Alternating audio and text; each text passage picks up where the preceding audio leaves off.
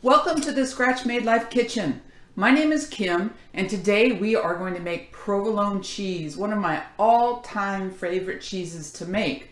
But it can be a little tricky. Reason being is provolone is what we call a stretched curd cheese, which means we have to stretch the cheese to make it have the texture and the flavor that it's going to have. We have to significantly reduce the pH over our regular cheeses, which are usually 5.6 to 5.8, down to 4.9 to 5.2 before we can stretch the curds. That's why a lot of people are intimidated by stretched curd cheeses, including me. So I finally made my attempt at provolone. I've made quite a few since my first attempt, and they've all been successful and wonderful and tasty. And so now it's time for me to share with you how to make provolone cheese. So obviously the first thing we do in any cheese is find a good milk. I always use raw milk. I'm super blessed that I have a source for raw milk. It is the best milk you can use for cheese making. If you can't get raw milk, milk that's been pasteurized is your second choice, but not homogenized. You can use milk that's been pasteurized and homogenized to make a stretch curd cheese, but it's very difficult. You have to do a lot of manipulation. You can give it a go if that's all you have, and you can send me questions if you're having issues, but I highly recommend when you're making a stretch curd cheese, you try to find either raw milk or milk that's just been pasteurized.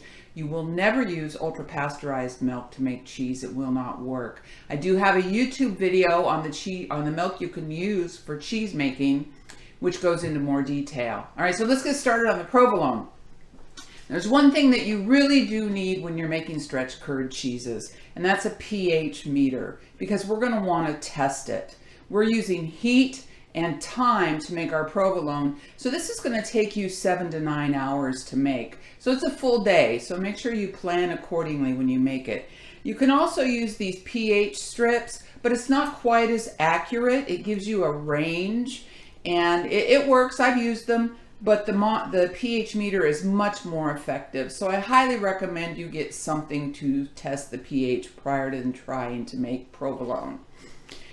Also, the things that I really need you to get, I need you to get a good thermometer, because temperature is very important cheese making.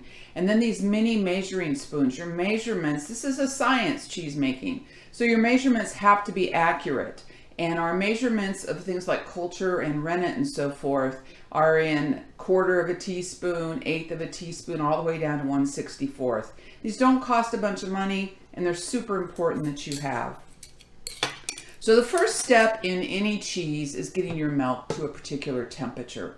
For provolone, that temperature is 97 degrees. So I've heated up my milk to 97 degrees, and now I'm at the step where I'm going to add the culture. And what your culture does is it helps to develop the good bacteria that creates the flavor and the aroma in your cheese. This is a critical step. Very important. All the steps are important. This is the good starter, okay? So thermophilic culture is what I'm using today. I tend to use Thermo B, which is a good all-around culture. That way I don't have to buy a different culture for every cheese I make. That gets kind of pricey, right, guys? I'm doing a 2-gallon batch. I would use half a teaspoon if I was using pasteurized milk, but because I'm using raw milk, I use half of that, because there's some cultures, the good bacteria are still in there, so I don't have to work as hard to get it developed. So I'm going to take a 1/4 of a teaspoon, and I am going to just dap it across the top of my milk. This way it gets really well distributed around the milk, because it's dehydrated, and we want to rehydrate it so that when we stir it in, we get a better distribution, which gives us a leg up on creating a better flavor in our cheese. And of course, we want our cheeses to taste fantastic.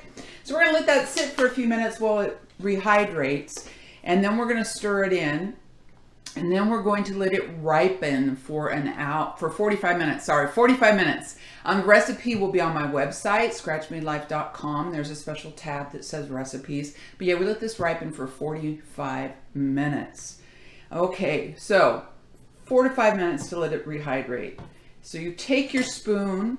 Now, stainless steel is the way to go in cheese making. The reason being is stainless steel is not porous, so bacteria can't hide in it, all right? And I love this spoon. You always want to use a slotted spoon. It's got all these holes in the bottom. And the reason that it's great for cheese making is that as I stir, and we stir up and down in cheese making, not round and round. Round and round is not a thorough way of stirring.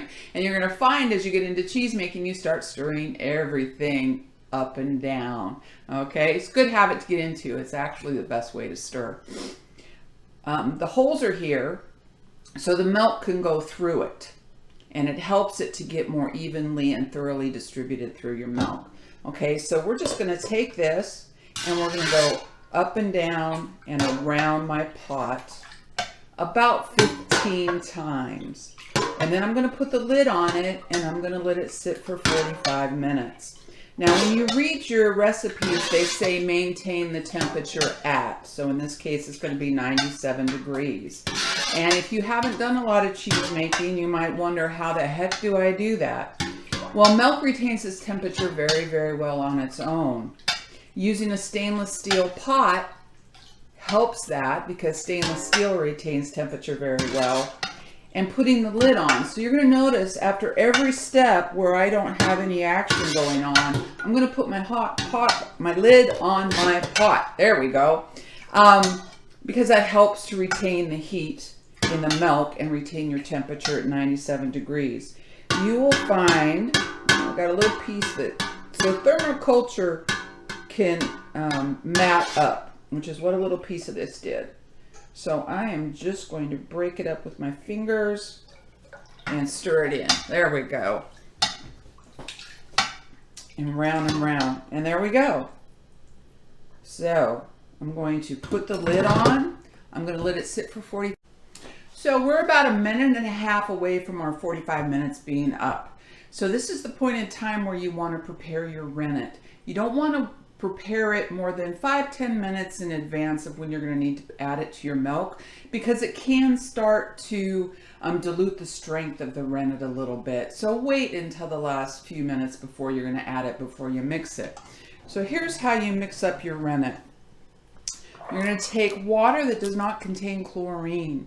Most of your tap water in your bigger cities, even your smaller cities, contains chlorine.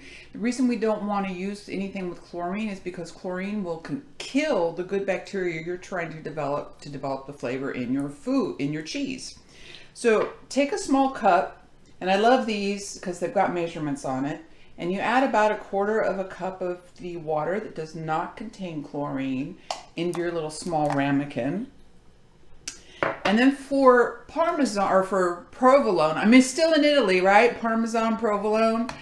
For our provolone, we are going to add 1½ teaspoons of rennet. Now, that's going to sound like a lot to those of you who make cheese, but that's what we do. And it works, so that's what I'm going to do. And I add about a beaded teaspoon, so just to where it kind of beads up just a little bit. That way, if any of it gets stuck in the bowl of the measuring spoon, I've compromised for it. I've made up for it. Now, when I use raw milk, I use the same amount of rennet. I know some of you may adjust, and if that's what works for you, that's awesome. That's one of the great things about making your own cheese. You can do it your own way. I do not adjust the rennet. I only adjust the culture. All right. Now, some of your recipes are going to tell you to use calcium chloride if you're using pasteurized or pasteurized homogenized milk. I have been told by professional cheesemakers that calcium chloride can interfere with the ability to get to the pH where you need it to be, where you can stretch it. So your decision. Some recipes call for it, so obviously these people that wrote those recipes, it has worked for them. But I'm going to recommend, based on the information that I've been given, that you don't use calcium chloride when you're doing stretched curd cheeses. Again, you're making the cheese, your call. You try it, the worst thing that can happen is it didn't work. And then you got to start over again. And I understand it can be frustrating. You put a lot of time and effort into it, but you don't know unless you try it. So that's why I prefaced it, because I haven't tried it. But that's why I prefaced it with the professional cheesemakers have told me this information, all right? Now, for a lot of recipes for provolone and mozzarella, they recommend that you add lipase. Lipase is used quite a bit in Italian cheeses and kind of gives it that little zing that you can find in a lot of Italian cheeses. I've used it. It works. I wanted to make sure it works. If you want to use it, you add 1/8 to 1/4 of a teaspoon, depending on how much you want it to assist in your flavoring. I prefer not to add it. It is an animal-based product, and quite a few of my friends are vegetarians. So that's why I'm not going to add it. I did it once just to make sure it worked, and it does. So if you want to add it, please feel free to do so. And if you're going to add it, you're going to use, like I said, 1/8 to 1/4 of a teaspoon, and this is for a 2-gallon batch. And it's a level teaspoon. And then you do like we did with the culture. You just sprinkle it across the top of the milk. You let it sit for about 10 minutes for the lipase, and then you stir it in up and down, round and round. Okay, so that's if you want to use the lipase. I'm not going to, because I love my vegetarian friends very much, and I love it when they are able to enjoy my cheeses. That being said, my rennet that I use is also vegetable rennet, and it works very, very well. Again, if you want to use animal rennet, if you want to use some other kind of rennet, just make sure that if it's double strength, that you adjust. My rennet is not double strength, it's regular strength, okay? So I used 1.5 teaspoons for a 1-gallon batch. So now what I'm going to do, another reason that we like these spoons that have holes or slits in them, when I add my rennet, I pour it through the spoon while I'm moving the spoon around. That helps to get a more even distribution of our ingredient and allows it to work better. And again, in cheese making, we stir up and down. So about 15 times up and down and around the pot. So see, just like that, easy peasy. Now, during the 45 minutes that we sat and the milk was ripening, took my dogs for a walk. Had a timer with me to make sure I had plenty of time to get the next step set up. Wow, that was a mouthful. When I got back. That's one of the fun things about cheese making, is that during the wait periods, there's other things that you can do. So you're not chained to the stove. You're not chained to your cheese making. Just make sure you stay very aware of the timing, because the timing in your cheese making recipes are very important. They're that way for a reason. Okay, now some people like to stop the movement of the milk. And the way that you do that is you just take your spoon, you put it down in the milk, and you leave it there until it stops shaking. It's really not necessary, but some people like to do it, and that's how you do it, in case you were curious. So we're going to put the lid back on, and I can feel my pot is still very, very warm. I have no doubt if I were to take the temperature, it would be 96, 97 degrees. And at this point, we're going to set our timer for an hour, and then we're going to come back and do the next step.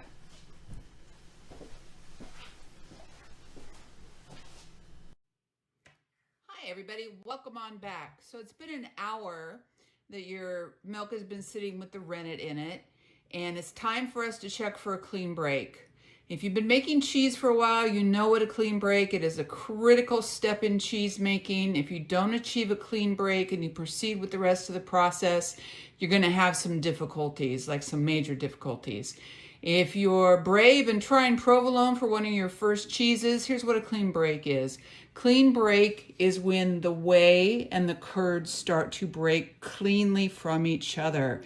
And let's show you what I'm talking about. So I'm going to take the lid off. You don't need a curd cutter. You don't need anything special. I use an icing knife. And I just make a small impression in the middle of my milk. And I release it. And I look to see the whey that's filling up the hole. I made a small hole. Let me make a bigger hole so you can see it better.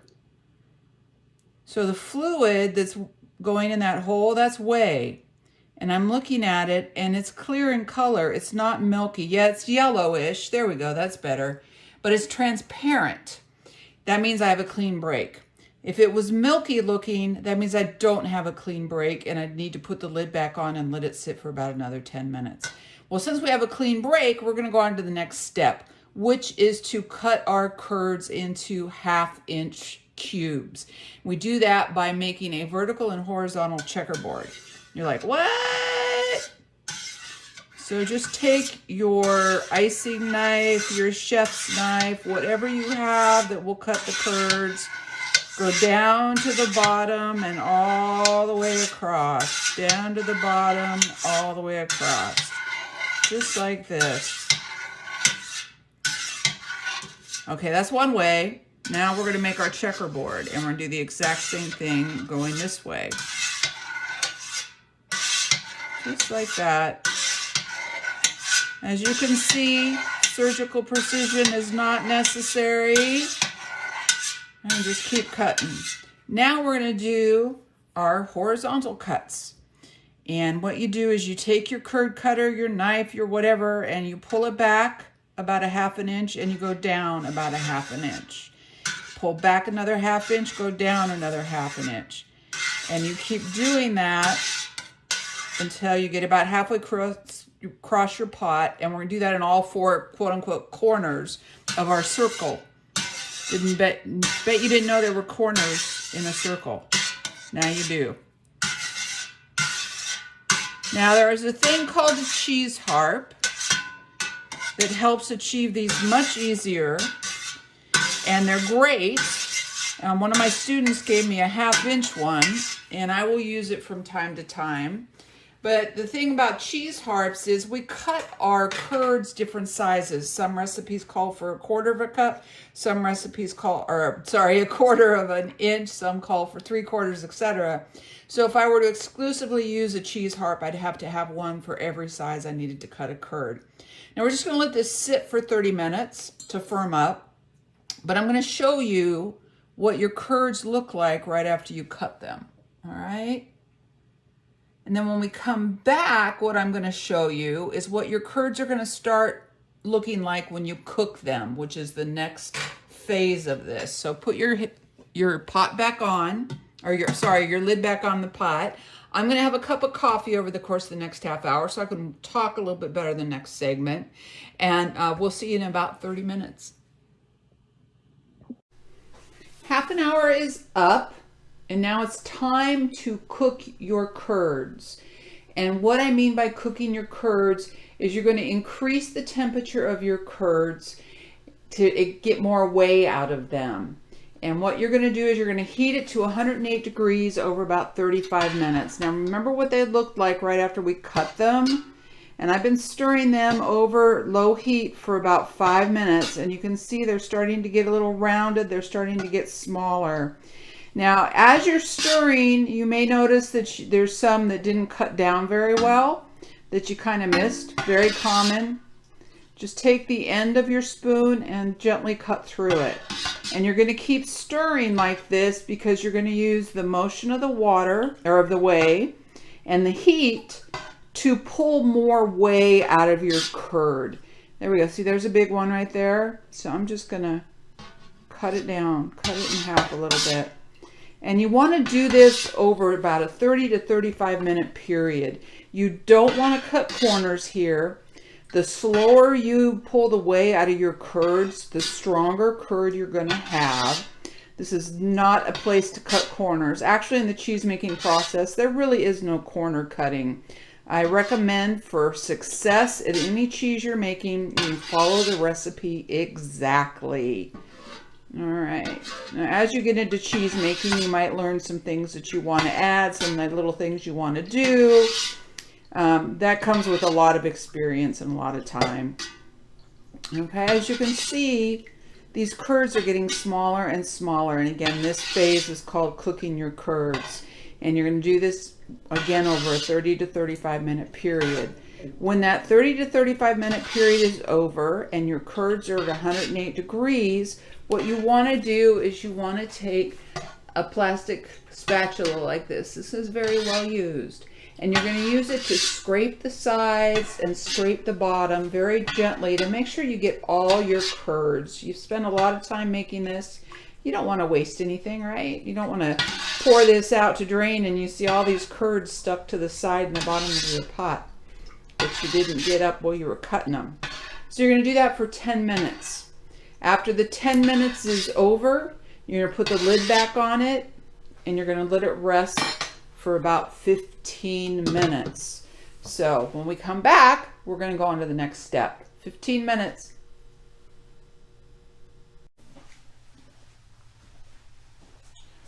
All right, we just took 35 minutes to heat our curds up to 108 degrees. After that 35 minutes, we took our curds off the heat, or our pot off the heat, and we used a spatula to scrape off the sides and the bottom so we get all of our curds. Don't want to waste anything, right? We want to make as much cheese as possible. Then we let it set for 15 minutes.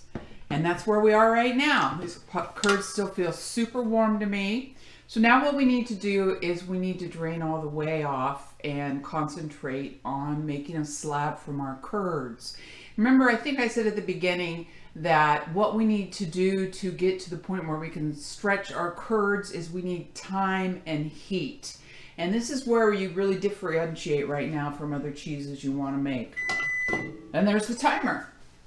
So you're going to get another pot. You're going to get a strainer. And you're going to line that strainer with cheesecloth that's been sterilized. And you can reuse cheesecloth. So I like to use big pieces so I don't have to worry about any curds falling out or anything like that. Then you take your lid off. And you're going to just gently, you don't want to do it all in one big bloop, because one thing, you're going to get whey all over yourself and all over your kitchen. And you want to treat your curds with love. Alright, so in it goes. Scrape out any of those curds that are sitting at the bottom of the pot. Put them in there. Now what we're doing here is we're starting to create a slab. And we're going to put your lid over the top of your strainer. I like to put my cheesecloth up over it so that I can keep the heat in as many ways as possible. Then I take a kitchen towel and I put it over the top. We're going to let it sit like this for 10 minutes, let the whey drain off of the curds. After the 10 minutes are over, we're going to return that slab to this pot right here. And then we're going to put this pot, what I do is I put it in a water bath. And I've got it started here. So I have this big tub and I use a sous vide. This is one of the few times in cheese making that I actually use a sous vide. You're going to set your sous vide to 115 degrees because that's what you want to maintain your water at. Now, you don't have to have a sous vide to do this. You can put it in the sink, maintain the temperature at 115, which is going to require you checking it pretty frequently, and it's going to sit like this for 2 hours. So that's a lot of in and out, in and out, in and out. You're going to have to scoop some water out and put some more water back in, or you can do a hot water bath on the stove. What I find with water is once you get it up to temp, it maintains its temperature pretty well if you have it on low, low, low, low, low. But you might have to switch it off, switch it on, switch it off, switch it off during the 2 hour period. It's very important that you keep the temperature of the water around 115 because you want to keep the temp of your curds between 102 and 105. And that's the temperature that's going to do it because it's going to be in your pot. Now I also find that because the weight of just the curds isn't a whole lot, that you have to have enough water for the water bath to submerge it, that I need to invert my top and then I put weight on top of it. And that keeps it so that it's down in the bottom there. Okay? So, 10 minutes, get your water bath set up. Now after you get your curds in this pot and you have your water bath all set up, however you're going to do it, and I do love the sous vide, it's the easiest. I can set it and forget it basically, right?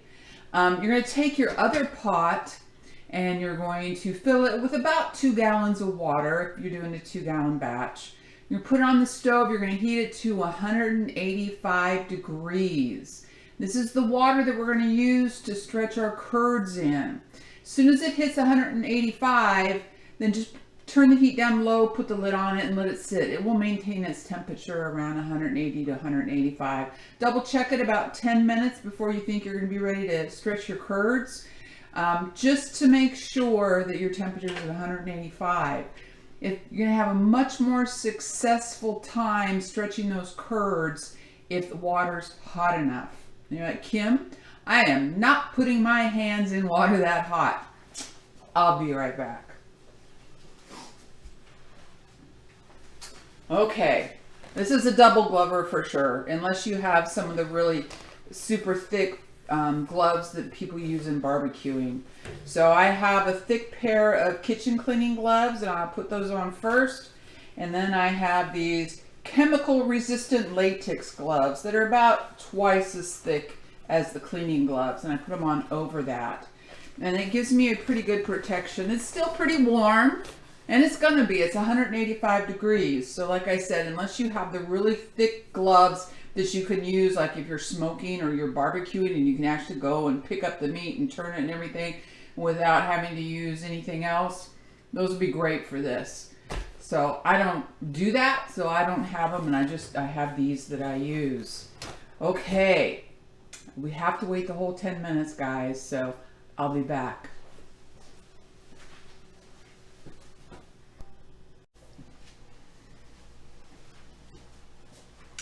All right, our 10 minutes is up. Our curds have been draining, and they should have turned into a slab. Let's take a peek here.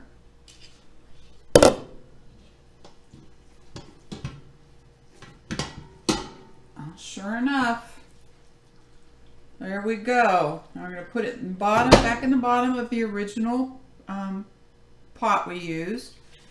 And I'm going to take the lid and I'm going to invert it, remember? Now, in this pot, I have a bunch of whey.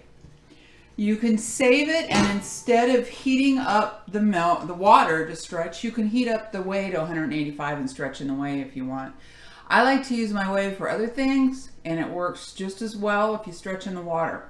But again, your choice. So I'm going to set this aside, and I'm going to put the whey in the bottles and use it for something else. And then I'm going to fill this with about 2 gallons of water and heat it to 185. Okay, now what I'm going to do, I have my tub here that's filled with water. I might have put a little bit too much in there, but we'll see here in a minute. I'm going to take my pot, I'm going to put it in here. As you can see, it's floating because there's not enough weight for it to go to the bottom. So I'm going to take one 10-pound weight and carefully put it on there so I don't have a big mess. That's not heavy enough. And I'm going to take a second one. And that's too heavy, and I have too much water in there.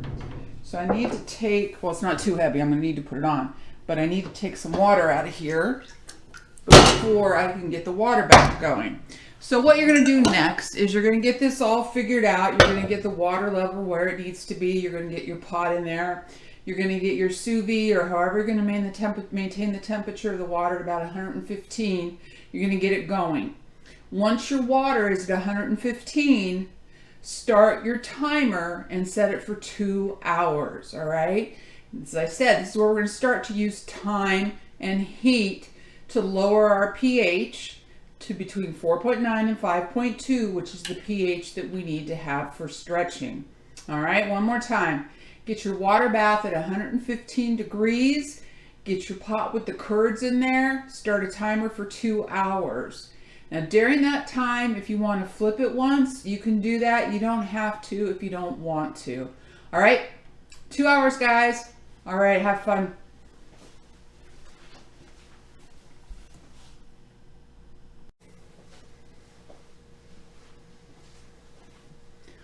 So, our curds have been sitting for 2 hours in a 115-degree water bath.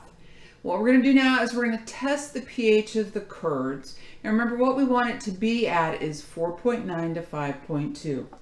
Now, you can use your pH meter if you have one. If not, a less expensive option is to get some of these pH strips. Remember from high school biology and other science classes? And so we're going to just pinch off a little piece. Now when you do this, if there's whey in here, go ahead and remove the whey. We're going to take it and I'm just going to press it. We got the color strips right there. I'm going to press it on top of that for about 5 seconds. And as I'm doing it, I'm cheating and I'm kind of trying to stretch the curds a little bit. They're stretching somewhat. And I'm going to take it off and I'm just wait 5-10 seconds. And then it's got all these little things on it. So I'm going to compare it. I'm going to go down, down, down, down, down, down, down, down. And it's telling me it's at about 5.5. So we are almost there. We're almost there. Now, you probably could reuse this curd, but the dye transfers over the curd, so that's why I do just a little pinch. So, we're going to put it back in the water bath for about 45 minutes. See you then. Bye.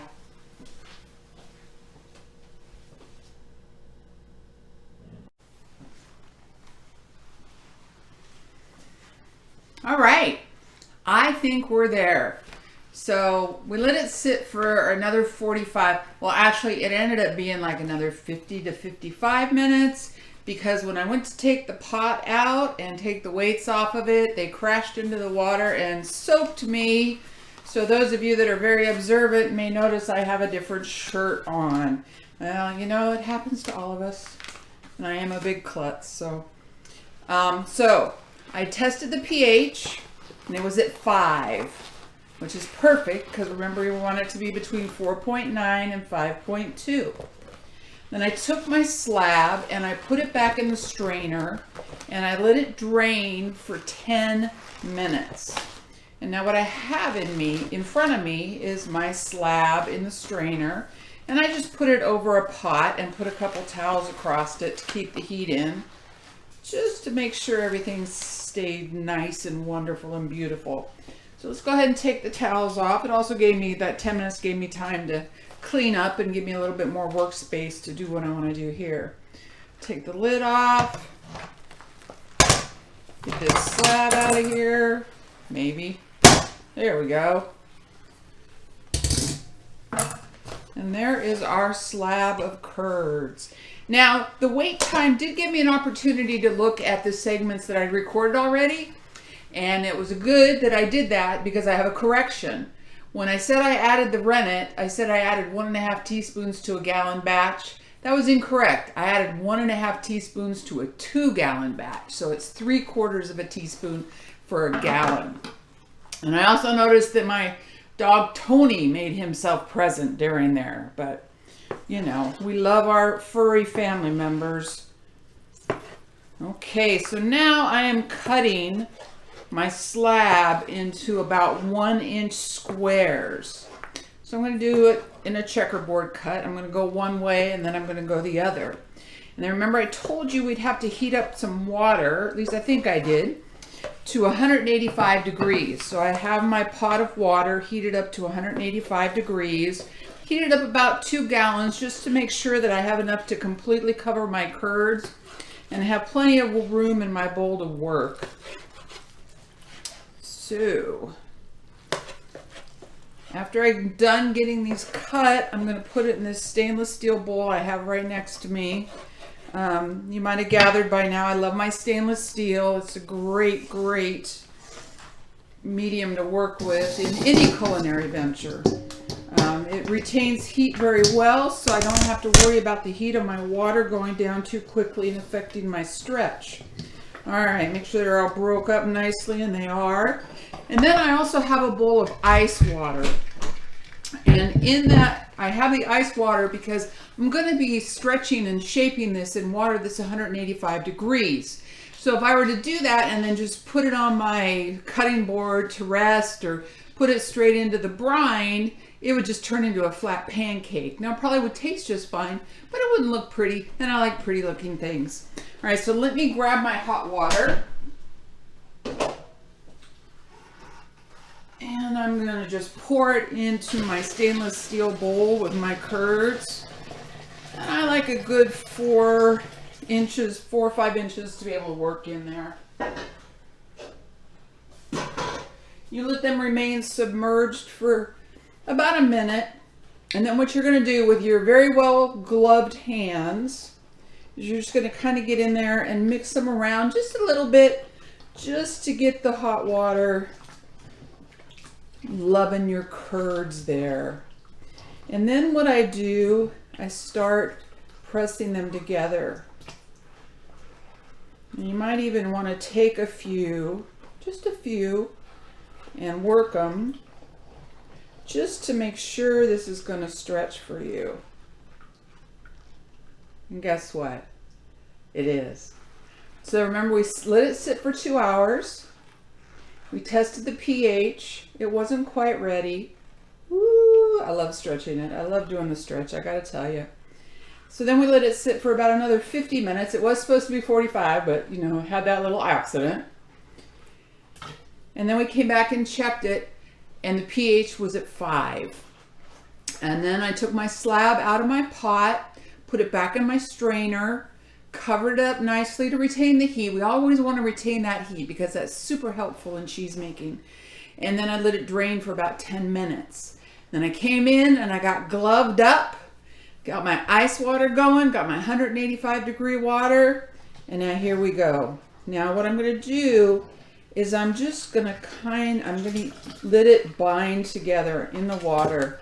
I'm going to get all the pieces in one nice clump. There's always a couple that want to swim away. This water is very warm, even with double gloves, but the end result makes it worth it, right?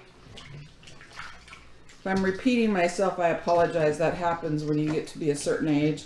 But boy, do I need to invest in some barbecue gloves. That would probably make my life a lot more fun. And you see how it's all coming together very nicely? And if I just let gravity do its thing, that means we have a good stretch going on. Yay! I'm sorry. You know, I will probably always and forever be a cheese geek. That's how I know it's my passion. All the little steps of cheese making just make me so happy. It's so much fun, and it just seems to be like my thing. So you're going to just stretch it, and much like you do if you've made quick mozzarella, you want to stretch it till it starts to get shiny. If you get some tension, put it back in that water. Ooh, nice little stretch. Look at that go. You want to eventually bind it all together. I like doing a little bigger batch with the provolone. A gallon doesn't make a very big jug, ball, or however you're going to shape it. I usually do a 3-gallon batch. I thought, let me do 2. Why? Because I can. I'll put that in there one more time. It's just starting to get a little bit shiny.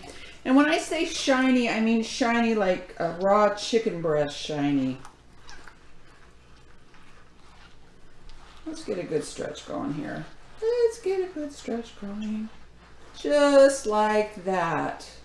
Now, what is the key to getting this good stretch? Anybody want a jump rope? Key is time and heat. Patience and heat. Love and heat. You sensing a theme there? All right.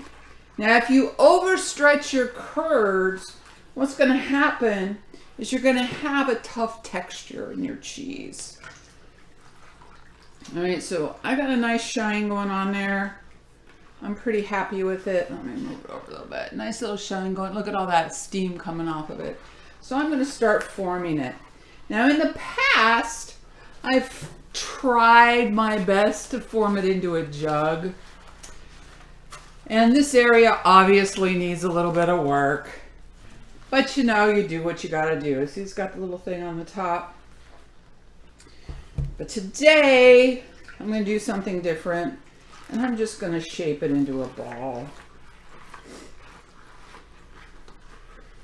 And you just manipulate it around and around until you get it where you want it to be.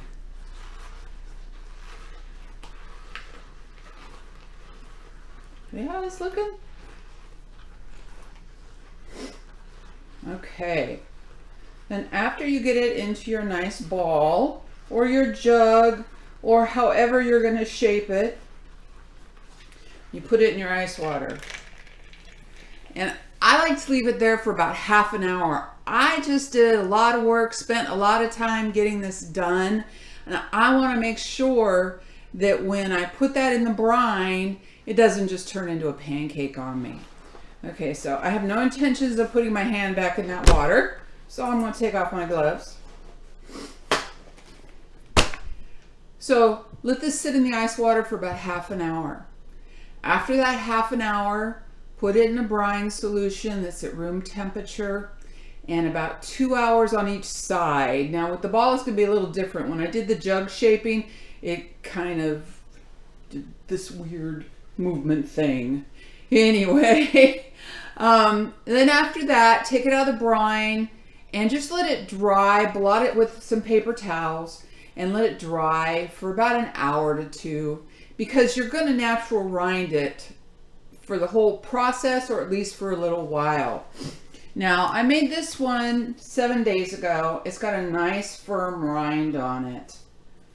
And what I did was I hung it in this basket right here. So I put it in here, basket or whatever you would call it, a little bag. Now I need to look a little more because this is cloth. And if I wanted to age it the entire time in this, I would be concerned about mold growing on the cloth. So I need to find one of those plastic bags that they put onions in them, the mesh bags. Mesh, that's the word I was looking for. So what I did with one that I made about a month ago was at about day 10. Yes, I know, you purists, I'm sorry, but I vacuum sealed it. You can't vacuum seal provolone straight away. Well, I guess you could, but you know that pancake that I was talking about a minute ago? You'd have a pancake in your vacuum seal bag because provolone is pretty soft and it stays soft for at least the first 5 or 6 days. And then it starts to develop a really good rind. And let me get this stuff out of my way. Let me move this and then I'm going to grab some olive oil. I'll be right back. Now, if you want to natural rind your provolone, what you will do is you will take some olive oil. So I have just a little bit of olive oil in here. And I like to use a piece of cheesecloth. And you're going to wipe down the surface of your provolone with this olive oil. It does not need to be a super thick layer. What this does is it helps to keep it from getting super dry. Of course, you want to adjust your humidity about 85%. And it also helps to combat the mold. Now you see, I only dipped my cheesecloth in there twice. And I've got a nice little coating on my entire jug, I guess, of provolone. And then what I'll do is I'll put it back in the bag. I'm running out of towels in here. I'll put it back in the bag and I'll let it hang and I'll monitor it for mold and I'll re-oil it about every, hopefully 7 to 10 days. You know, if you get mold in a couple days, you have to get rid of it. And you can do that either with a brine solution. And I use very, very little. I take a cup of water and about a tablespoon of salt. And you just use your cheesecloth, dip it in the brine solution, and wipe away at the mold. If that doesn't get rid of it, then you graduate to vinegar. And you take a soft bristled toothbrush, dip it in your white vinegar. There's not enough acid in the other kinds of vinegar to accomplish this demolding goal. There we go. You know, it's been a long day. The tongue, okay, I know it wasn't working very well at the beginning anyway. Okay, all right. I'll give you that one. Did I just lose my train of thought? No. So the vinegar on the soft toothbrush, you scrape it away.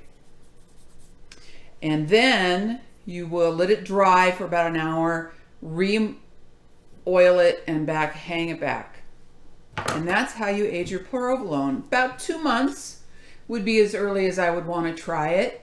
I like a sharper provolone, so I'm going to let this one in the bag go probably about another 6 weeks or so. And what's great is I've made so many prepping for this video, I'm going to be in provolone for quite a while, which makes me a happy girl.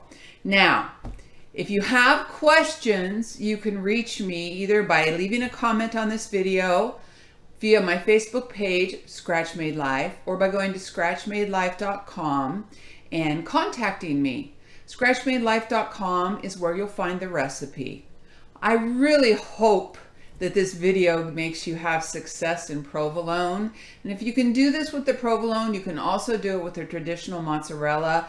Same theories, stretched curd cheese by using time and heat and lots of love. All right, everybody, good luck. I know you can do it. I did it. I know you can. All right, thanks for joining me in the Scratch Made Life kitchen. Have a great rest of your day and happy cheese making. Bye.